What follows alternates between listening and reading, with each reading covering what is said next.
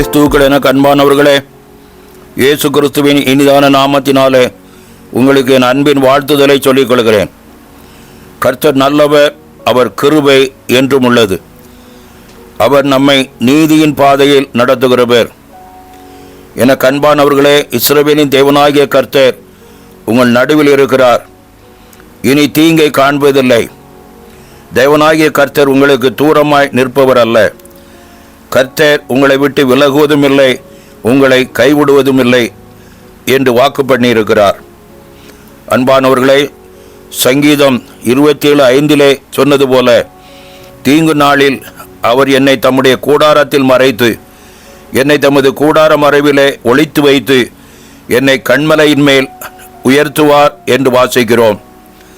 நம்மை பாதுகாக்கிறவர் மட்டுமல்ல, நம்மை உயர்த்தி காண்பிக்கிற தேவன். அன்பானவர்களே, அப்போஸ்தலர் நடபடிகள் 28 1-6 வரை உள்ள வசனங்களை பார்ப்போமானால், மெலித்தா தீவிலே பவுலும் கப்பலில் தப்பி கரை சேர்ந்த 275 பேரும் குளிருக்கு நெருப்பு மூட்டிக் கொண்டிருந்த போது, பவுல் சில விறகுகளை வாரி அந்த நெருப்பின் மேலே போடுகையிலே ஒரு விரியன் பாம்பு அவன் கையை கவ்வி கொண்டது. விஷப்பூச்சி அவன் கையில் தொங்குகிறதை கண்டவர்கள், இவன் வீக்கம் கொண்டு அவன் சடிதியாய் விழுந்து சாவான் என்று எண்ணினார்கள். ஆனால் பவுல் அந்த பூச்சியை தீயிலே உதறி போட்டு ஒரு தீங்கும் அடையாதிருந்தான். தேவனை நம்பி தேவனை சார்ந்திருக்கிற பிள்ளைகளுக்கு ஒரு சேதமும் நடைபெறாது. பவுலுக்கும் ஒரு மிகப்பெரிய நம்பிக்கை என்னவென்றால், கர்த்தர் சொல்லியிருக்கிறார், பவுலே பயப்படாதே, நீ ராயனுக்கு முன்பாக நிற்க வேண்டும் என்று. கர்த்தர் தனக்கு கொடுத்த வார்த்தையை பிடித்து கொண்டபடியால் தீங்கு வரும்போது அந்த வார்த்தையில் வைத்த விசுவாசம் எந்த தீங்குகள் இல்லாமல் அவனை பாதுகாத்தது.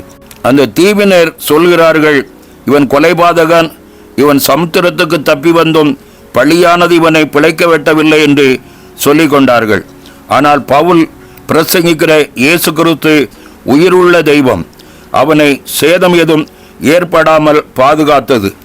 சங்கீதம் 91:13 சிங்கத்தின் மேலும் விரியன் பாம்பின் மேலும் நீ நடந்து பாலசிங்கத்தையும் வலு சர்ப்பத்தையும் மிதித்து போடுவாய் என்றும், சர்ப்பத்தை மிதிக்கக்கூடிய அதிகாரத்தை நம்முடைய கால்களுக்கு தேவனாகிய கர்த்தர் கொடுத்திருக்கிறார்.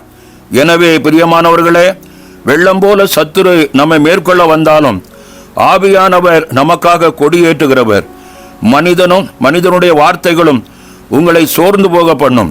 எனவே மனித வார்த்தைகளுக்கு உங்கள் செவியை நீங்கள் சாய்க்காமல் தேவ சத்தம் உங்கள் இருதயத்தை நிரப்பட்டும். கர்த்தர் சொல்லுகிறார், நீ வாலாகாமல் தலையாவாய், நீ கீழாகாமல் மேலாவாய் என்று அந்த வார்த்தையை நம்பி அவரை சார்ந்து கொள்ளுங்கள். பவுல் மனித வார்த்தைகளை கண்டு பயப்படவில்லை. கர்த்தர் தனவுக்கு சொன்ன நல்ல வார்த்தை நிறைவேறும் என்று முழு நிச்சயமாய் நம்பி பலனடைந்தது போல அவர் சொன்ன நல்ல வார்த்தைகள் உங்களை ஆசீர்வாதத்தை மேன்மைப்படுத்தும். கர்த்தரின் வார்த்தைகள் ஜீவனுள்ளது. அது உங்களை எல்லா பொல்லாப்புக்கும் நீங்களாக்கி பாதுகாக்கும். என அன்பானவர்களே, வேதத்திலே அமிர்தாயின் குமாரனாகிய யோனா என்ற தீர்க்கதரிசி கர்த்தருடைய வார்த்தைக்கு கீழ்ப்படியாமல் கர்த்தருடைய சமூகத்தை விட்டு விலகி போன போது பெரிய கொந்தளிப்பை அவன் சந்தித்தான். ஆனாலும் தேவனுடைய தீர்க்கதரிசியான யோனாவை தேவனாகிய கர்த்தர் ஒரு தீங்கு அணுகாமல் மீனின் வயிற்றில் 3 நாட்கள் வைத்து பாதுகாத்தார். மீனின் வயிற்றில் வைத்து ஒரு மனிதனை பாதுகாக்க எந்த விஞ்ஞானமானாலும் முடியாது. ஆனால் நம்முடைய தேவாதி தேவன் சர்வ வல்லமுள்ள தேவன். அவர் நம்மை பாதுகாத்து நமக்கு அடைக்கலம் கொடுப்பவர்.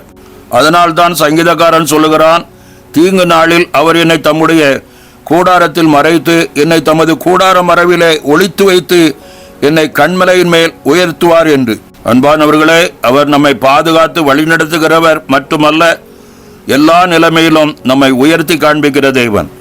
வேதத்திலே மோசே என்கிற ஒரு மனிதனை எந்த தீங்கும் ஏற்படாதபடி அவனை 3 மாதம் தாயின் பாதுகாப்பிலும் நதியின் நடுவிலே நாளல் பெட்டியிலும் பாதுகாத்து மட்டுமின்றி, எந்த மனிதன் அழிக்க வேண்டும் என்ற மிகப்பெரிய திட்டத்தை போட்டு இஸ்ரவேல் ஜனத்தின் ஆண் பிள்ளைகளை கொண்டு போட்டானோ, அந்த மனிதன் முன்பாகவே மோசேயே வளர்ந்து வர கர்த்தர் கிருபை செய்தார்.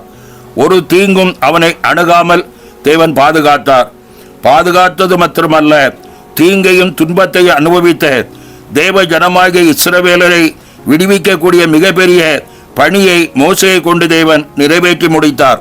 எனக்கு அன்பானவர்களே, உங்களை கொண்டும் உங்கள் சந்ததிகளை கொண்டும் தேவன் வைத்திருக்கிற திட்டங்களை எந்த பார்வோனாலும் அழித்துவிட முடியாது. தேவாதி தேவன் அநேக மோசைகளை எழும்ப பண்ணுவார்.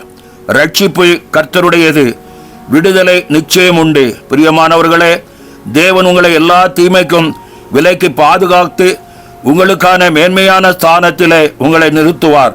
யோனா சொன்னது போல, பொய்யான மாயையை பற்றி கொள்ளாதபடி ஜீவனுள்ள தேவனை பற்றி கொள்ளுங்கள்.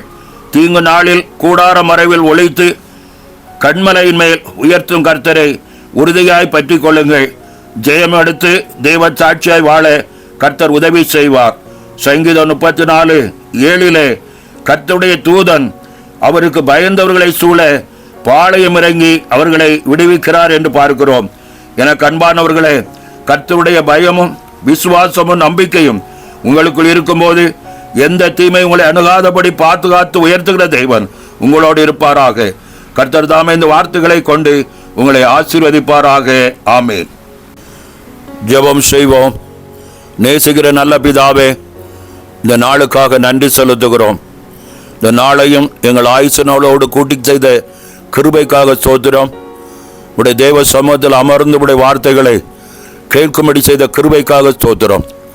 நல்ல தெய்வமே, வேதனையோடும் பயத்தோடும் வாழ்ந்து கொண்டு இருக்கிற உடைய பிள்ளைகளுக்காக நோக்கி பார்க்கிறோம். ஆண்டவரே, உடைய வார்த்தை சொல்கிற வண்ணமாய் தீங்கு நாளிலே அவர் என்னை தம்முடைய கூடார மறைவில் ஒளித்து கூடாரத்தில் ஒளித்து வைத்து கண்மலையின் மேல் உயர்த்துவார் என்று வாசித்தோமே, அந்த உடைய வார்த்தையின்படியா இந்த நாட்களிலும் யாரெல்லாம் தங்களுடைய வாழ்க்கையில் ஏற்பட்டிருக்கிற போராட்டங்கள், குழப்பங்கள், வேதனைகளை மாற்றும்படி நோக்கி பார்க்கிறார்களோ அவர்களுக்கு நீர் விடுதலையின் தேவனாய் மாறும்படி செபிக்கிறேன்.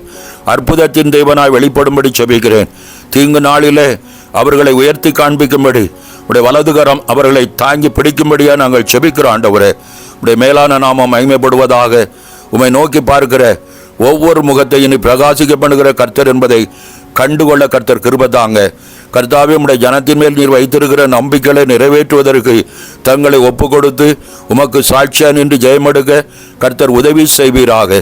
உடைய மேலான நாமத்தை மகிமைப்படுத்துங்க. எல்லா மகிமைங்க உமக்கு செலுத்துகிறோம். இயேசுவின் நாமத்தில் செபிக்கிறோம். வாக்குத்தத்தமுள்ள ஆசீர்வாதங்களை உடைய கரத்திலிருந்து எடுத்துக்கொள்ளுகிறோம். நல்ல பிதாவே, ஆமேன், ஆமேன்.